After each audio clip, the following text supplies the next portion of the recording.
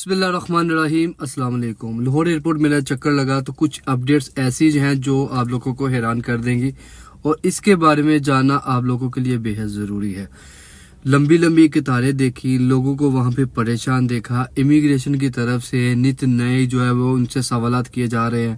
भाई आप क्यों जा रहे हैं, किस पर्पज़ के लिए जा रहे हैं, किसके पास जा रहे हैं, होटल बुकिंग आपकी कहाँ है, रिटर्न टिकट आपकी कहाँ है, और भी यानी कि आपको वीज़ा जब वो किसने भेजा है, आपका वहाँ पर रिलेटिव कौन है। यानी कि ऐसे क्वेश्चंस जो कभी भी नहीं पूछे गए वो इस दफ़ा जो है वो लोगों से पूछे जा रहे हैं। और जो बंदा जो है किसी भी तरीके से किसी सवाल में फंसता है, ऑफलोड जो है वो कर दिया जाता है FIA की तरफ से।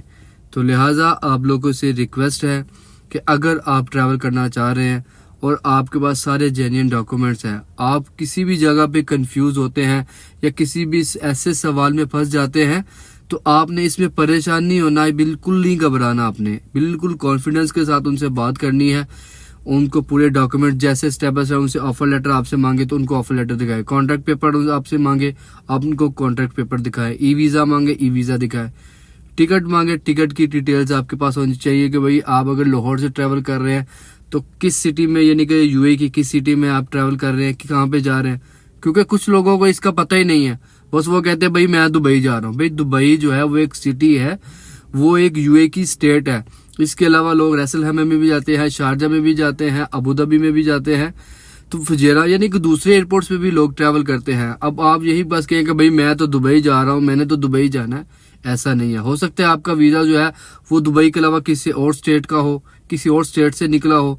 तो ऐसी चीज़ें जो है वो आपको समझने की ज़रूरत है। ऐसे ऐसे सवालात आप लोगों से पूछे जाएंगे जिसका आपने जो है वो सोचा भी नहीं होगा। इससे पहले ऐसे सवालात, ऐसे क्वेश्चन जो है किसी भी ट्रैवलर से जो है वो नहीं पूछे जाते थे, चाहे वो विजिट वीज़े पे जाता था, चाहे वो इसका कोई एम्प्लॉयमेंट वीज़ा था या किसी भी तरह का उसका कोई वीज़े की कैटेगरी होती थी, उससे ऐसे सवालात जो थे वो नहीं पूछे जाते थे।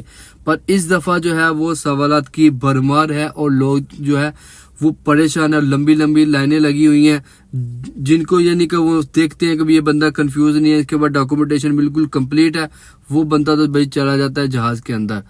पर जिसके पास कोई डॉक्यूमेंट मिसिंग है, किसी भी तरह का कोई डॉक्यूमेंट मिसिंग है, तो वो बंदा हो जाता है फौरन ऑफलोड। ऑफलोड होने के बाद आपको पता है आप ट्रैवल तो कर सकते हैं, ऐसा नहीं कि भाई आप ऑफलोड हुए हैं तो ऑफलोड होने के बाद आप ट्रैवल नहीं कर सकते या आपके ऊपर कोई ट्रैवल बैन लग गया, ऐसा कुछ नहीं है।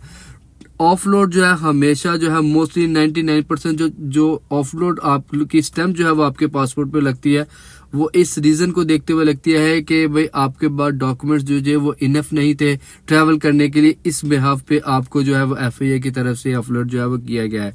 पर थोड़ा बहुत जो है वो तंग भी किया जाता है, बंदे को चेक भी किया जाता है कि इसको वाकई पता है या नहीं है, ये जा कहाँ रहा है, किस पर्पज के लिए जा रहा है, किसके घर जा रहा है, किसने इसको वीजा सेंड किया।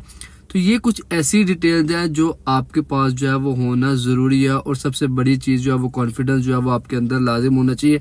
अगर आप जो है वो पाकिस्तान से ट्रैवल कर रहे हैं किसी भी कंट्री के लिए, मगर मैं स्पेशली बात करूं तो UAE के लिए अगर आप ट्रैवल कर रहे हैं, बहुत ज़्यादा लोग जो है वो आपको पता है कि विजिट वीज़ा तो लग नहीं रहे, वो अरबी के घर का वीज़ा जो है सर्वेंट का वीज़ा लेके वहाँ पर जाते हैं, वहाँ पर जाने के बाद जो है वो अपना वीज़ा जो है किसी और कैटेगरी में प्रोसेस करते हैं, या अरबी के घर का वीज़ा ही वो 2 साल के लिए उसको रन करते हैं। एयरपोर्ट जाने से पहले आप लोगों ने अपने डॉक्यूमेंट्स कंप्लीट करने हैं, अपने अंदर जो है वो पूरा कॉन्फिडेंस रखना है कि किसी भी पॉइंट पे अगर आपको कोई इमिग्रेशन वाला तंग करता है, FIA वाला तंग करता है या आपसे कुछ क्वेश्चंस पूछता है, तो बिल्कुल एक्यूरेट और बिल्कुल सच जो है वो आपने उसको बताना है।